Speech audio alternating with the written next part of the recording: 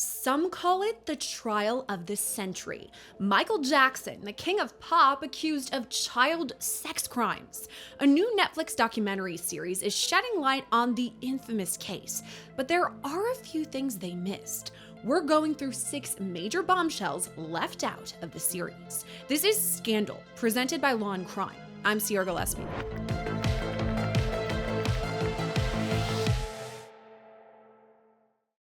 The mystique of Michael Jackson, a beloved icon, singer, dancer, trendsetter, the literal king of pop with too many Billboard hits to count. But his life was also shrouded with controversy and damning allegations, including criminal charges he once faced for child sex crimes. And that's now the subject of Netflix's newest docuseries, Michael Jackson: The Verdict. The 3-part series explores what led up to the charges, the trial, and the shocking verdict. But there are a few things that the doc missed, and that's what we'll take a closer look into on today's episode of Scandal. So let's begin with the charges against Michael. There were 10 in all, a pretty sizable number, and the allegations turned criminal charges were really severe. Here's how they broke down. 4 counts of performing a lewd act upon a minor child, 4 more counts of administering an intoxicating agent, in this case alcohol, to assist in the commission of a felony, 1 count of attempting to commit a lewd act upon a minor child, and 1 more count of conspiracy. And that last charge, by the way, stemmed from the allegation that he kept his accuser's family quote-unquote captive at the Neverland Ranch, not allowing them to leave. Now, these charges came down in 2003 in the wake of the shocking documentary Living with Michael Jackson that premiered the same year. Now, this doc was directed by famed journalist Martin Bashir, who was previously known for his bombshell interview with Princess Diana. His doc made waves almost right away because of the confessions made by Michael Jackson himself.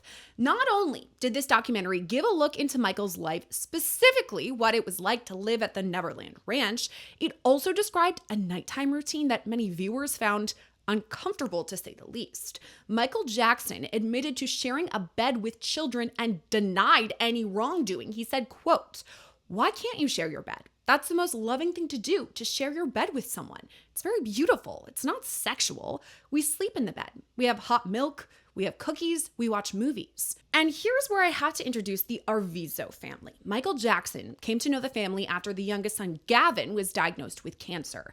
And according to the doc, Michael took the family under his wing and helped pay for Gavin's medical bills, so much so that he was eventually deemed cancer-free.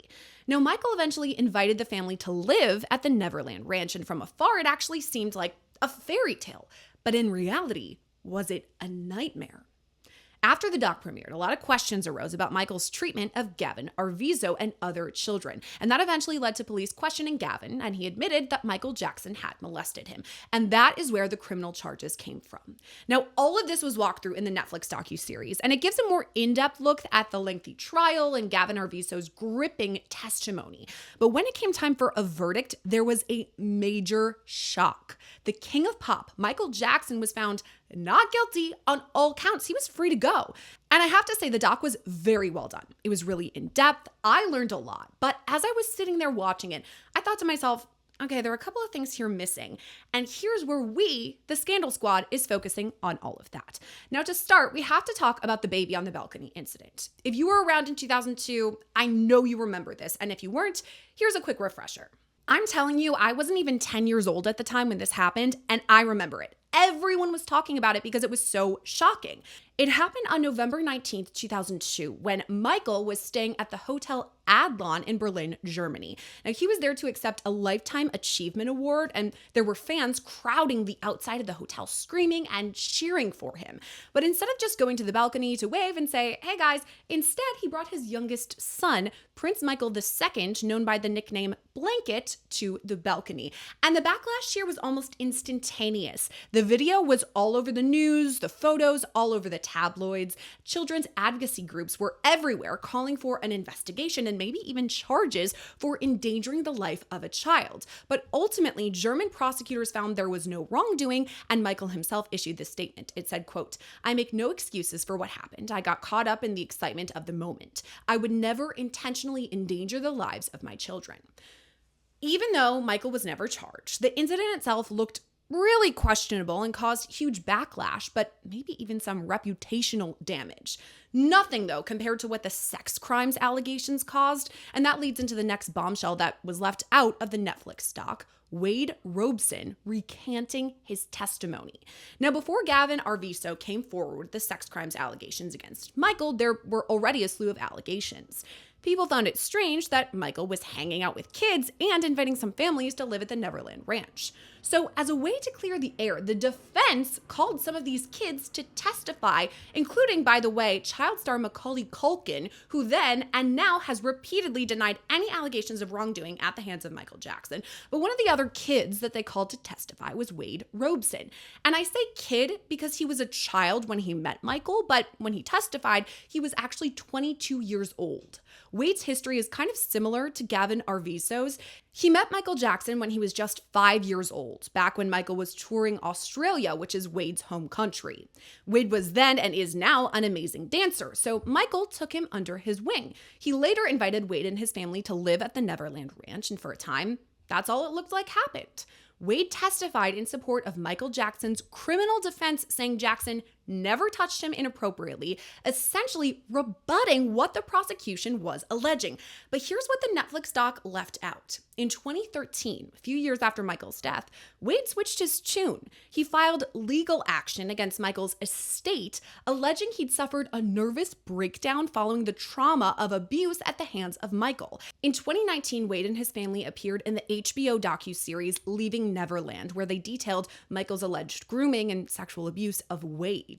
Interestingly, even though Wade recanted his testimony, this wasn't mentioned in the Netflix doc. And speaking of recanting testimony, by the way, I have to mention the Arvizos again. The doc left out whatever became of them. And you have to remember, Gavin Arvizo himself took the stand and testified about the alleged sexual trauma that Michael caused.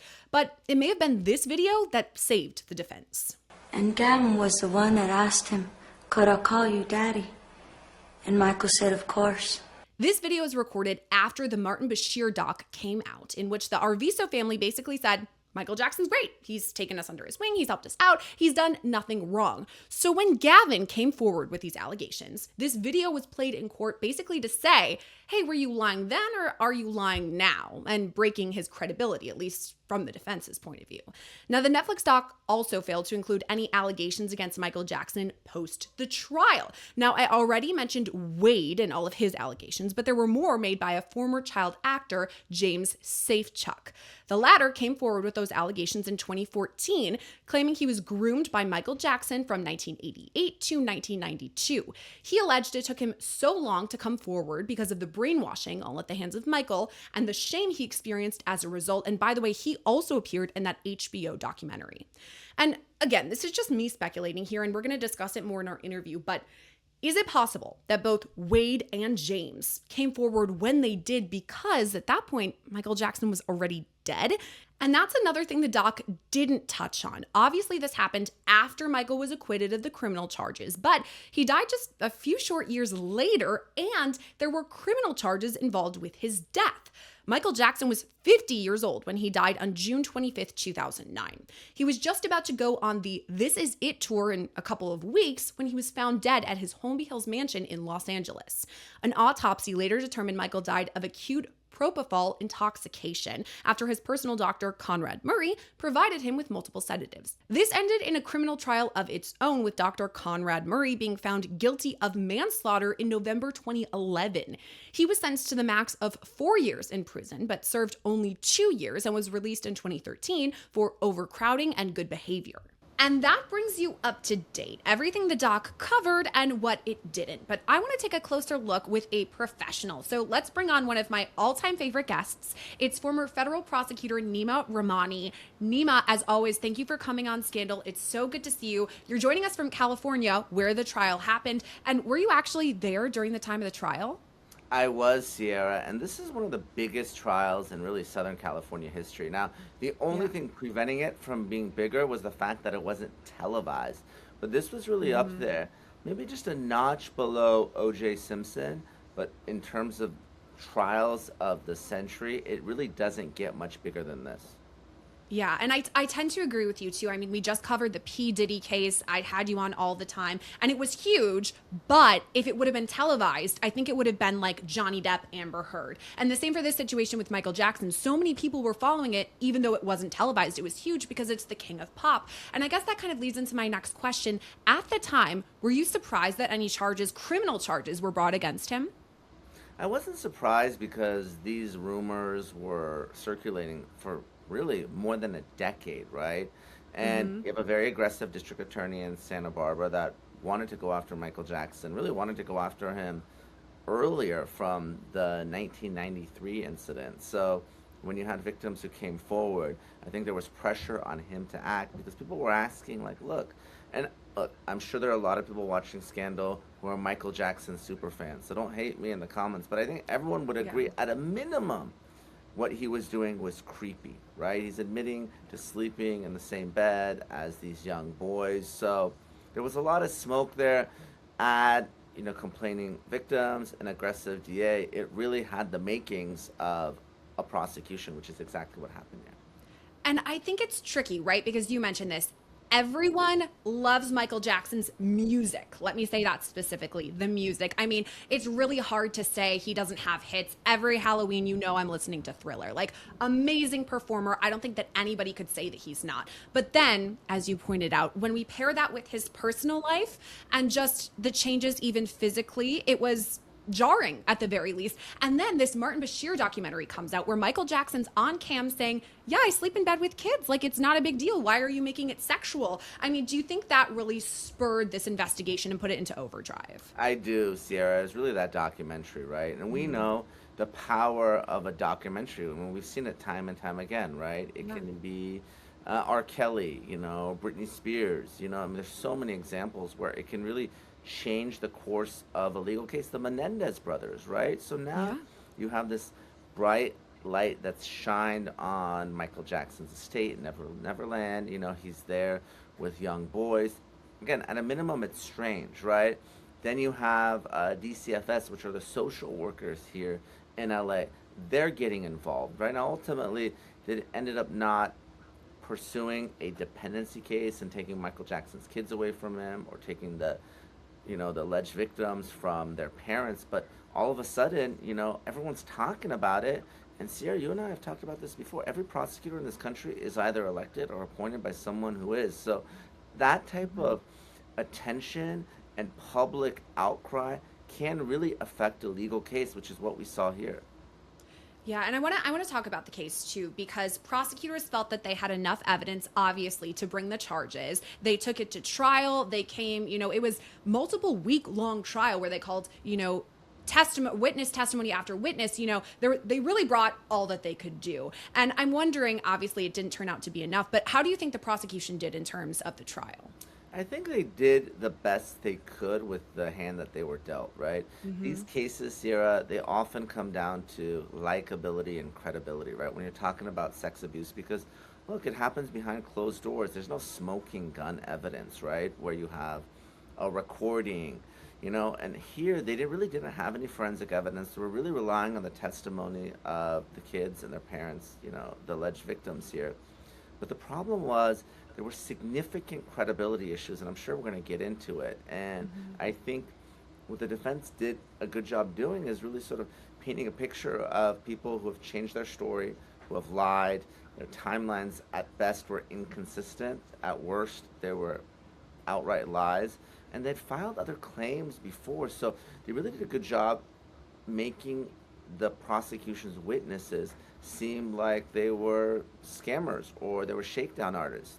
And the other thing, aside from credibility, is likability, right? And Michael Jackson, like a lot of celebrities, they are very likable. And Sarah, I've represented celebrities, I've sued even more celebrities. And those cases can be very difficult because jurors, they're ordinary people. They can't help but be enamored by the king of pop. And I think it's hard if you're a prosecutor to get 12 out of 12 to agree on anything, right? Men and women. But now you have a celebrity, right? There's going to be some that are going to probably give that celebrity the benefit of the doubt. And then when you're talking about reasonable doubt on top of it, I'm not surprised that the prosecution was unable to prove their case.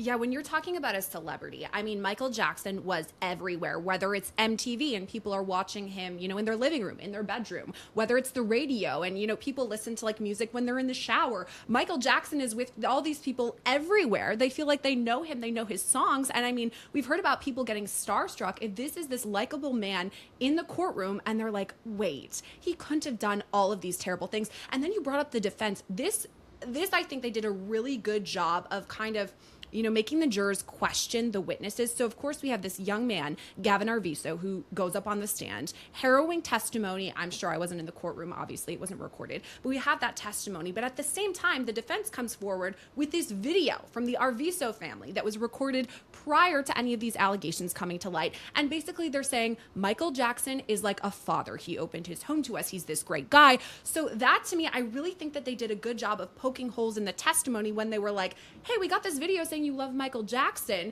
You loved him then. Are you lying then? Are you lying now? What's going on? What do you think about that tactic? I thought it was very effective cross-examination, Sierra. And look, you got to be sensitive when you're going after a victim, but they went after him pretty aggressively. And it wasn't just Gavin, his brother Star, Janet, the mom. There were a lot of issues with her as well. And it was just kind of piece by piece, this really meticulous cross-examination that really poked so many holes in the defense's case. Look, it's not easy to get an outright acquittal 12-0, but even the initial vote from the jurors, it was 9-3 in favor of acquittal. It was just a matter of trying to convince those three holdout jurors. So that's how weak the case was. I mean, it was strongly a defense case, and it was a defense case that was based in large part on cross-examination. Then, of course, the defense called their own witnesses, all sorts of other people, including, of course, Macaulay Culkin, who came and testified that he slept in the bed with Michael Jackson and nothing sexual happened, right? He wasn't given alcohol. So I think the fact that you have all these other witnesses on the defense side, as well as credibility issues with the prosecution witnesses, it really had the makings of an acquittal. And again, I'm not saying that it didn't happen. What I'm saying is, as a prosecutor, it's not what you know, it's what you can prove.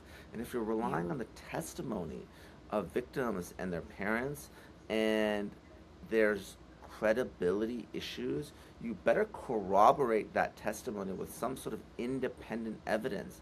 And, they tried to with some of the staff at Never Never Land, with some of those witnesses. They had their own credibility issues. They had filed employment claims. They had stolen. So they didn't really have the buttoned up witnesses that the defense ended up happening. And you're sort of weighing the evidence there. And of course, we know that any tie or even closer to has to go to the defense. It was pretty clear that the defense's witnesses were more credible. Yeah, credibility is huge in this case because something that you alluded to was the fact that the defense kind of brought this forward to the jury, that the mother here, Janet Arvizo, had a past situation in which she filed a sexual incident against someone else. And that, to me, they showed, hey, is this a pattern? Are these Arvizo scam artists? They just want to have a big payday? That, to me, right away, I was like, okay, well, there's your reasonable doubt right there, because they have to prove it beyond a reasonable doubt. And to me, as a juror, I would think, ooh, okay, maybe some reasonable doubt. Now, you also mentioned the defense having really strong witnesses. Of course, Macaulay Culkin, who way back then and even now has come forward and said, everything was great. Michael Jackson was kind of a mentor to me, a good guy. But interestingly, back when this trial happened, Wade Robson, who was a choreographer or dancer at the time, now choreographer, he testified and said everything was good. Michael Jackson was a great guy. Nothing untoward happened. However, in 2013, after Michael Jackson's death, he came forward and filed suit against his estate and later became part of that huge, wildly successful HBO documentary, Leaving Neverland, where he alleged grooming and sexual abuse at the hands of Michael Jackson. So what do you make of all of that? Yeah, look, it's hard. You're right. Macaulay Culkin even recently denied anything improper. Wade certainly changed his testimony. Listen, and I know the psychology of an abuse victim and why someone might deny it, might not report it right away. But one of the challenges always, if you are prosecuting these cases or representing victims, I represent victims of sex abuse, is to explain the shift, right? And sometimes you'll bring expert witnesses and it's trauma, and obviously they want to suppress it, they don't want to talk about it. But, when you've given testimony under oath in a criminal case under penalty of perjury, and then all of a sudden you flip it, it's a problem and it's challenging. And when you have a not contemporaneous report, a report made many years later, especially if it's about money, right? A lot of people think, well, this is about justice. Why don't you go to the police? Why are you trying to get money from Michael Jackson's estate, right? So I think it was some of those civil claims. And I'm telling you, as a plaintiff's lawyer, I file civil lawsuits all the time. But it was the previous attempts to use their children to get money, right? You had Chris Tucker, George Lopez, all these people testified that, look, they're using their kids of cancer to try to get money from us, right? And there's the J.C. Penney incident when they filed this lawsuit saying that they were roughed up by security, but maybe it was the father that was abusive. So, there were so many different ways that the defense was able to really do a really good job to show that the people that the prosecution was relying on were just not reliable. Yeah, it's really tricky because you and I have talked about many other cases involving things like this. P. Diddy is a great other example where it took people kind of a long time to come forward with their accusations. And we've heard from many experts saying this kind of happens. It could be PTSD, repressed memories. It could be, trying to protect yourself. It could also be the fact that these allegations were against Michael Jackson, the king of pop. I mean, it's no small feat whether he has millions or billions of dollars. He's also a face that many people know and love. So that's tough. But all of this kind of amounted to a sweeping verdict in Michael Jackson's favor. We've kind of talked about this, now retroactively about like how it makes sense why this happened. But at the time, what were your thoughts, Nima? Were you surprised? I was surprised because, we were getting reports, and because it wasn't televised, it was crazy. You have these reporters literally running out of the courthouse, doing their stories and running back in. That's why I think we should have cameras in every courtroom. It's ridiculous that we don't. But look, I was surprised because there was a lot of smoke there, right? And there were multiple prosecution witnesses, and there were multiple prosecution witnesses who were victims and staff, right, that were reporting seeing these sexual acts. So you would think, and kind of like the Diddy case, right, that you have victim after victim who's kind of telling a similar story, right, that would be enough for the prosecution to get over that hurdle. But it wasn't in both cases, right? Obviously, in the Diddy case, you had 3 victims. I think the issue there was the victims stayed in the relationship with Diddy or stayed in the personal or professional relationship. They didn't report it. I think that was the challenge, and that's why the defense was able to argue in the Diddy case that it was consensual. I think in the Michael Jackson case, the issue was the abuse wasn't reported right away, or the stories changed, and there were these other claims and lawsuits. So I think that it was just not enough when it was all said and done. And you got to tip your hat to the defense. They did a good job. That's what good defense lawyers do. They can attack the credibility of the victims, and ultimately they ended up carrying the day. Yeah, the defense did just that, brought on a really strong defense. And in the end, Michael Jackson is acquitted of all of these criminal charges. But the question is, was there major reputational damage? Because as you pointed out, the allegations about, child sex crimes first came about in 1993. I mean, now we're in 2026. Obviously, Michael Jackson is no longer with us, but documentaries like this or Leaving Neverland come out. And I'm wondering if his reputation has been shrouded. Of course, he's no longer here. And actually, one of my coworkers, our editor, Mike, he brought this up today, and he said, I think if Michael Jackson was still alive, he maybe would be canceled at this point, but he obviously passed away in 2009. What are your thoughts on his reputation, and whether if this doc came out today, which it did, or this Wednesday rather, and Michael Jackson's still alive, do you think he'd be canceled? I think so, because again, there's a lot of people that think that he was abusing these young girls. Now, young boys, excuse me. That Michael Jackson was abusing these young boys. And look, and a lot of people think that he was abused himself by his father, and that's why he had the high-pitched voice, and that's why he was sort of living in that sort of trauma, right, of being a young boy. But I do believe that he would have been canceled, and frankly, I believe that this case tarnished his reputation in such a way that I'm not saying that it caused his death. Obviously, that was, Conrad Murray, and we were talking off camera. My old law firm actually defended AEG in that lawsuit brought by Michael Jackson's estate. But certainly his legacy was very different. There were people that thought that he was still guilty. Even though he's acquitted, he was essentially like an OJ, right? Not a violent murderer, but someone who people thought and still do think is a sexual predator. That's why we see so many documentaries about Michael Jackson and the abuse and what happened at Neverland, right?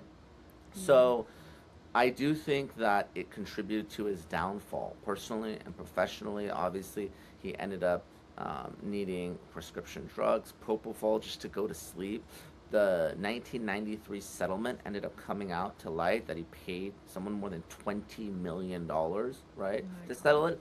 And even though the defense argued that it was the insurance company and the insurance company made the payment over their objections, I still think a lot of people think, look, if you didn't do anything, why are you paying someone that sum of money back in the 90s? It's probably like 40, 50 million now. So I think Yeah. a lot of that bad evidence came out, and ultimately Michael Jackson was never the same in people's eyes. Yeah, especially in retrospect, as we're going back and looking at his lifetime and his career, it really took, a super high and then a low, and the way that it ended. It's a tragic story for pretty much everyone involved. It's a really interesting one to look at. Nima Rahmani, thank you for coming on Scandal and walking us through your experience with the case. Thank you so much, Sierra. I love being on. Thanks for having me. And that's where today's episode of Scandal leaves us for now. If you like what you saw and you want to see more or connect with me on social media, you can find me on places like Instagram at Sierra Gillespie. Thanks for watching today's episode of Scandal. As always, I'm your host, Sierra Gillespie, and I'll see you next time.